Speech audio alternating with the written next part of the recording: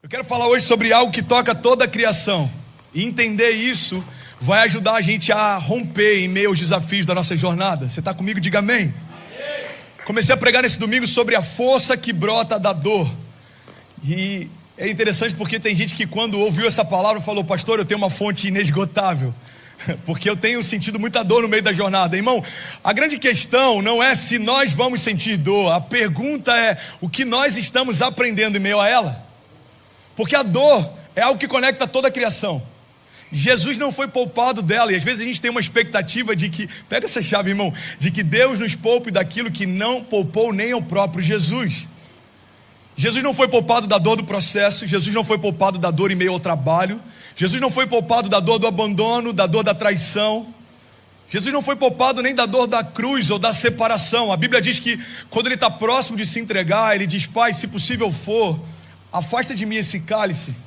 O cálice que Jesus temia não está ligado à dor do sacrifício físico, mas está ligado à dor da separação. Irmão, ouve isso em nome de Jesus.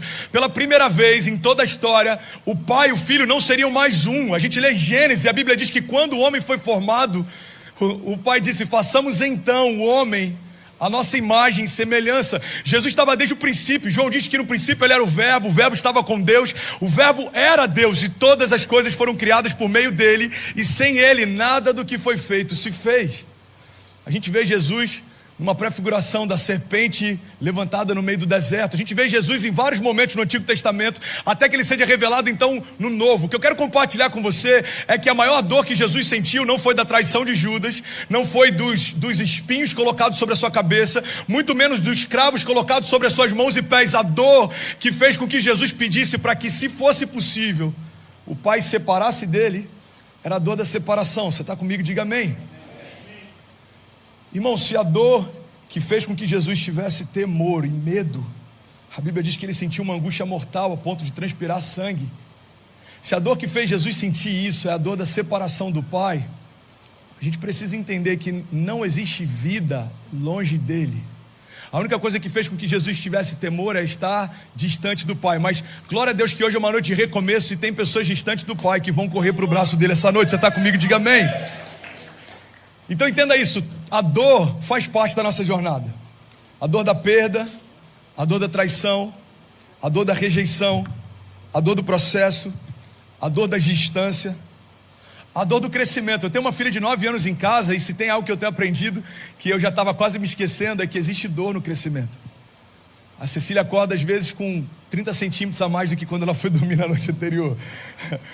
É impressionante como passa rápido. Mas em meio ao crescimento da Ceci, existe uma dor de crescimento da Ceci, growth pains, dores de crescimento. Irmão, olha para mim, você está comigo? Diga amém. Eu não sei se já te disseram, mas crescer dói. Fala para quem está do seu lado: crescer dói.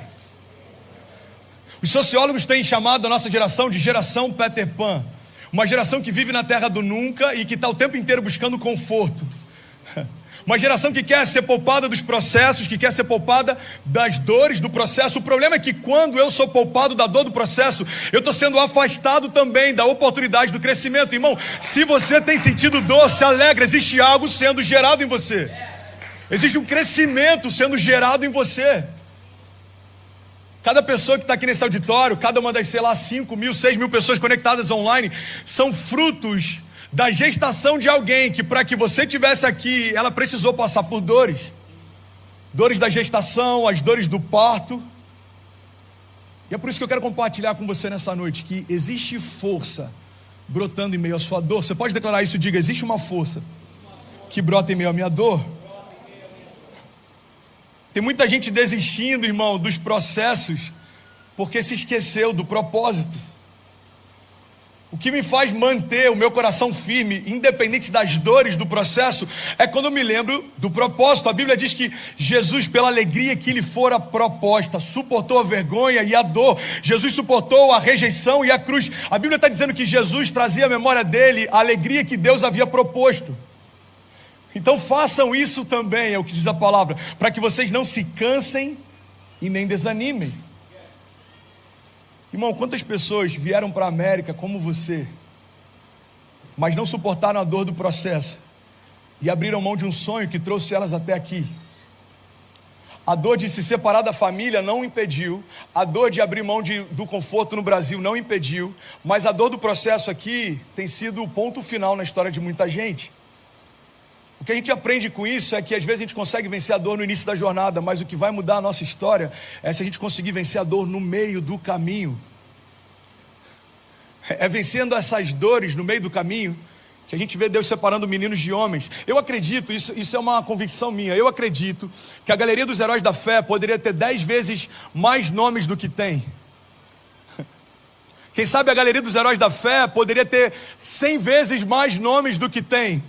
Porque a galeria dos heróis da fé não lista os homens que Deus chamou, lista os homens que aceitaram o convite que Deus fez.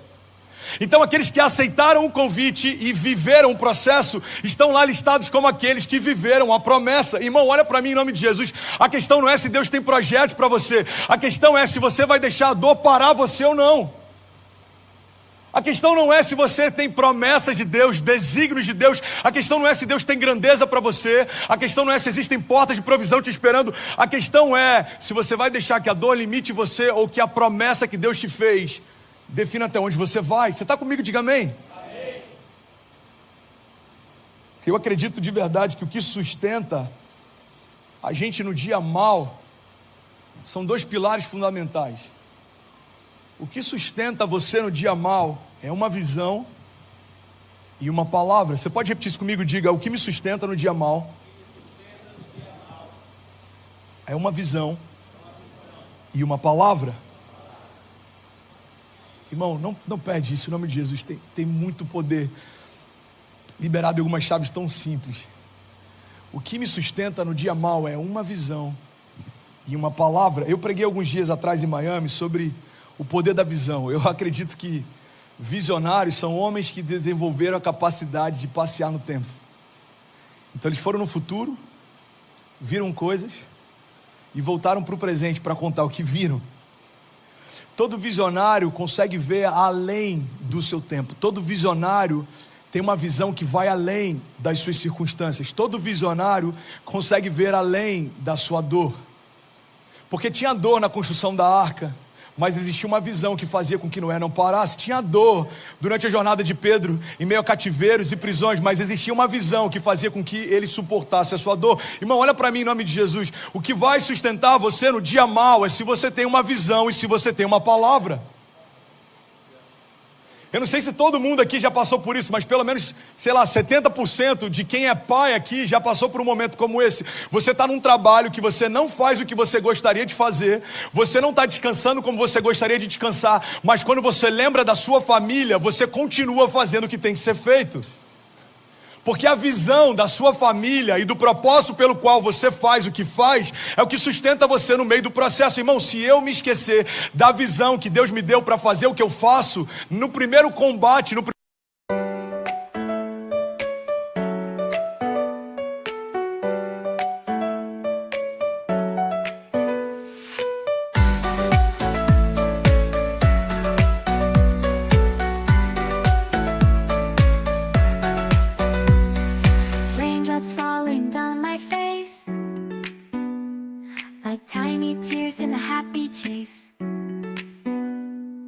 hopping through the puddle sea, colors dancing wild and free. Skies are gray but I don't mind, cool raindrops on my skin I find, kicking off my Saturday,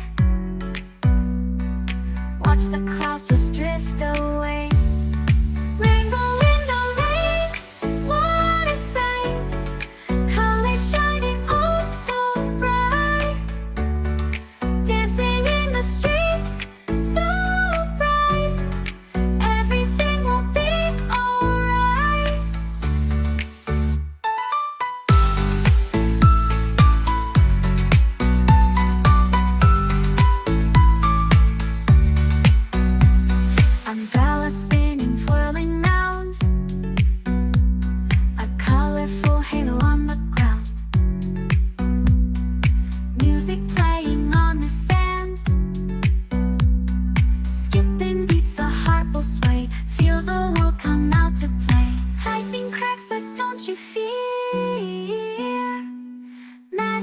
shines when skies are clear.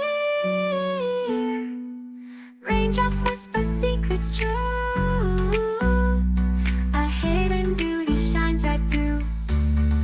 Rainbow in the rain, what a sight. Colors shining oh so bright. Dancing in the streets, so bright. Everything will be alright. Raindrops falling soft, peeks through. Rainbow magic, me and you. Smiling faces, hearts, alright. Everything will be alright.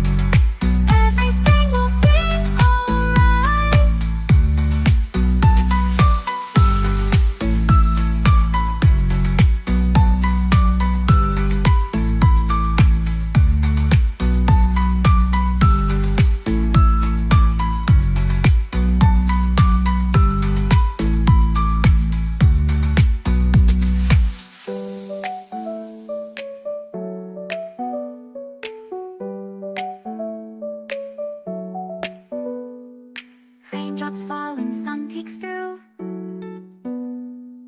Rainbow magic, me and you. Smiling faces, hearts alight. Everything will be alright.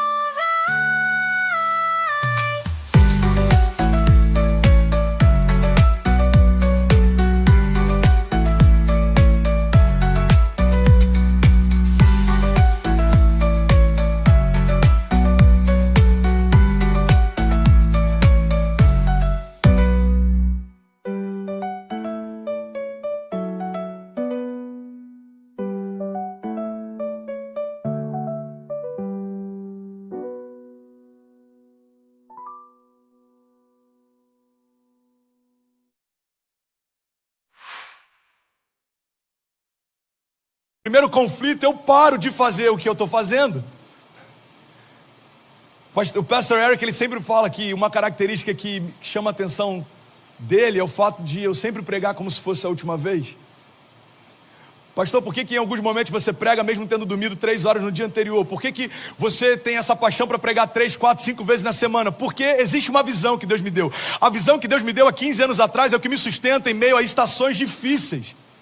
Eu já tive a oportunidade de pregar em conferência para milhares de pessoas enquanto a luz da minha casa estava cortada. E se você me perguntar, teve menos paixão? Não, teve mais ainda, porque eu sei quem me chamou e quem chamou sustenta. Quem te chamou te sustenta. E aí, tudo bem? Você acabou agora.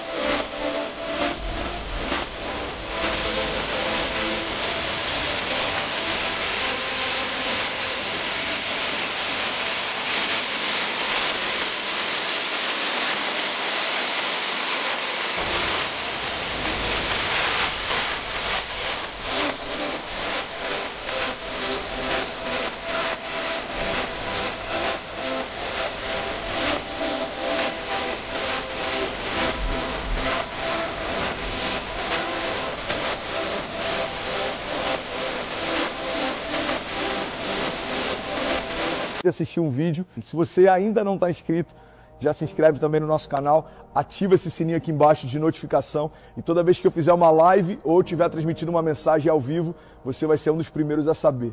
Mas eu deixei mais 2 indicações aqui que eu espero que façam muito sentido para você. Então já